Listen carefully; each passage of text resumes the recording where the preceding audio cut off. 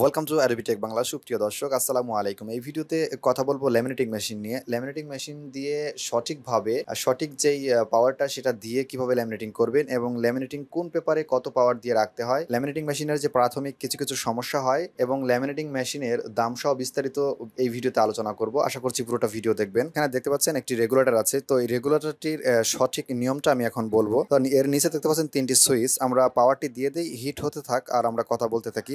এখানে দেখতে পাচ্ছেন তিনটি সুইচ, একটা হচ্ছে পাওয়ার অন অফ, একটি হচ্ছে ফরওয়ার্ড রিভার্স, আর একটি হচ্ছে রেডি হট আর কোল্ড। অর্থাৎ আমাদের যে পাওয়ারটি আমরা এখন অন করে দিচ্ছি। এখানে লাইন দেওয়া হয়নি, এখানে পাওয়ারটি আমরা দিয়ে দিচ্ছি। তো এখানে বিশেষ করে আমার যে এই রেগুলেটরটা আছে এটা কিছুদিন আগে নষ্ট হয়ে গেছিলো। এই রেগুলেটরটি আমাদের উল্টো লাগানো হয়ে গেছে, যার কারণে আমাদের পাওয়ারটা উল্টো দিকে দিতে হয়। তো আমার যে আইডিয়া সেই আইডিয়া দিয়ে দিলাম। তো আপনারা এটা করবেন না, আপনাদের যেই 130 আছে, যে সাদা দাগটা, এটা 130-এর মধ্যে রাখবেন এবং ফটো পেপার দেওয়ার সময় আপনারা 140 দিয়ে রাখবেন। আমি অফসেট পেপার এখন ল্যামিনেটিং করব, তার মানে এখন আমি 130 দিয়ে রেখেছি। আর এখানে দেখতে পাচ্ছেন যে তিনটি সুইচ, এই তিনটি সুইচের মধ্যে যে ফরওয়ার্ড রিভার্স মাঝখানে যে সুইচটি, এটি আপনার যখন এই উল্টো দিকে অর্থাৎ সামনের দিকে এবং পিছনের দিকে যাবে, এটার সামনে আর পিছনে। আর হট রেডি অর্থাৎ আমাদের যেই দেখতে পাচ্ছেন এখন ল্যামিনেটিং মেশিনটা হিট হচ্ছে, এই যে এই পাশে রুলারটা ঘুরছে। তো এখন এটা হিট হচ্ছে, হিট যখন কমপ্লিট হয়ে যাবে তখন আমাদের যে রেডি হট যেই লাইটটি আছে এটা আপনারা উপর দিয়ে দিয়ে রাখবেন, না হলে হিট হবে না মেশিনটা। তো পরিপূর্ণ হিট হয়ে গেলে আমাদের অফসেট পেপার ল্যামিনেটিং করার মতো হিট হয়ে গেলে এই সবুজ বাতিটা এখানে জ্বলে উঠবে। আর দেখতে পাচ্ছেন হঠাৎ করে কিছু সমস্যা হয় মেশিনের মধ্যে, যেমন কারেন্ট চলে গেলে আপনারা অর্ধেক একটা সার্টিফিকেট অথবা একটা ফটো অর্ধেক হলো, তো কারেন্ট চলে গেলে সেই অবস্থা আপনারা কি করবেন? তো কারেন্ট চলে গেলে সঙ্গে সঙ্গে আপনারা যদি দেখেন ফটোর বা অফসেট পেপারের বা কোনো সার্টিফিকেটের 3/2 ভাগ কমপ্লিট হয়ে গেছে, তো আপনারা এই ম্যানুয়ালিভাবে এই যে এই রুলারটা দেখছেন এটা আপনারা ঘোরাতে থাকবেন, হাত দিয়ে ঘুরায়ে বের করে দিবেন। আর যদি দেখেন যে আপনারা অর্ধেকও হয়েছে তাহলে পিছনের দিকে আপনারা নিয়ে আসবেন, এটা উল্টো দিকে ঘুরায়ে আপনারা পিছনের দিকে বের করে ফেলবেন সঙ্গে সঙ্গে। আর আরেকটা সমস্যা হচ্ছে, মেশিন প্রথম দিকে একটু সমস্যা হয় না, পরে দেখা যাচ্ছে কিছুদিন গেলে আমাদের যে বডিটা দেখতে পাচ্ছেন এই বডিটার মধ্যে শর্ট করে। তো আমার এটা এখন করে না, কিন্তু শর্ট করে।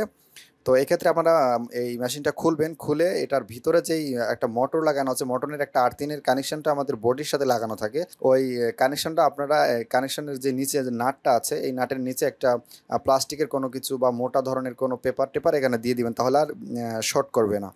আরেকগুলো সমস্যা হচ্ছে যে মেশিন থেকে মাঝে মাঝে দুর্গন্ধ বের হয় হিট হলে, অথবা মেশিন থেকে ধোঁয়া বের হয়। এটার অন্যতম কারণ হচ্ছে যে যখন বেশি মাত্রার ময়লা রুলারের মধ্যে পড়ে যায় তখন এই সমস্যাগুলো হয়। তো আপনারা সবসময় এটা পরিষ্কার রাখার চেষ্টা করবেন। আরেকটা সমস্যা হয় যে অনেক সময় পেপার আটকে যায়। পেপার আটকে যাওয়ারও এটার কারণ হচ্ছে আপনাদের রুলারে অনেক ময়লা থেকে যায়, কারণ হিট তাপ আইডিয়ার থেকে একটু বেশি হলেও পেপার কখনো আটকাবে না। যদি আটকায় তাহলে বুঝবেন আপনার রুলারে ময়লা আছে। আর ধোঁয়া বের হয় যখন হঠাৎ করে একটা পেপার আটকে যায়, আটকে যাওয়ার পরে দেখা যাচ্ছে এখানের কিছু অংশ রুলারের মধ্যে লেগে থাকে। উপরে এটার ভিতর দুইটা রুলারের উপরে একটা প্লাস্টিকের কাচের, মানে প্লাস্টিক না, এটা কাঁচ জাতীয়, খুবই পাতলা, যেটা হিট হয়ে আপনাদের রুলারের উপর প্রয়োগ করে তারপর আমাদের ল্যামিনেশনটা কমপ্লিট হয়। তো ওই জিনিসটা আমাদের অনেক সময় ময়লা জমে যখন হিট হয় তখন ওই ময়লাগুলো আবার পুড়ে যায়, নরম হয়, তখন এই ধোঁয়া বের হয়, দুর্গন্ধ বের হয়। তো আপনারা এগুলো পরিষ্কার রাখার চেষ্টা করবেন। আর এই মেশিনটা আমি কিনেছিলাম প্রায় 9 মাস হয়ে গেল।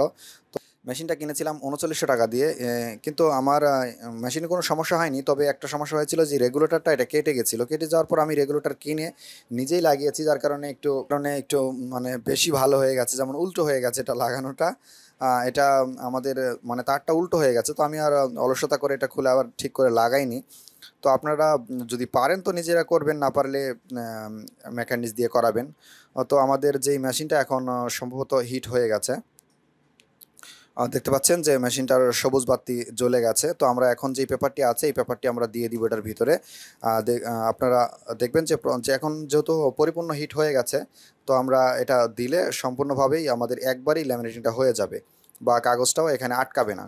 আর কাগজ আটকানোর মূল কারণ আমি তো বললাম যে এটার ভিতরে অবশ্যই ময়লাটা আপনারা কখনো জমতে দিবেন না। ময়লাটা জমলেই পেপার নষ্ট হয়ে যাবে। যেমন দেখা যাচ্ছে যে এটা প্রতিষ্ঠান, একটা স্টুডিও, সেখানে কারো জন্ম নিবন্ধন, কারো সার্টিফিকেট, অনেক মূল্যবান পেপারসগুলো আসে। সেক্ষেত্রে একটা পেপারস নষ্ট হয়ে গেলে তো এগুলো অনেক বিশাল সমস্যায় পড়ে যেতে হয়। এই কারণে আপনারা সবসময় মেশিনগুলো খুব পরিষ্কার পরিচ্ছন্ন করে রাখবেন।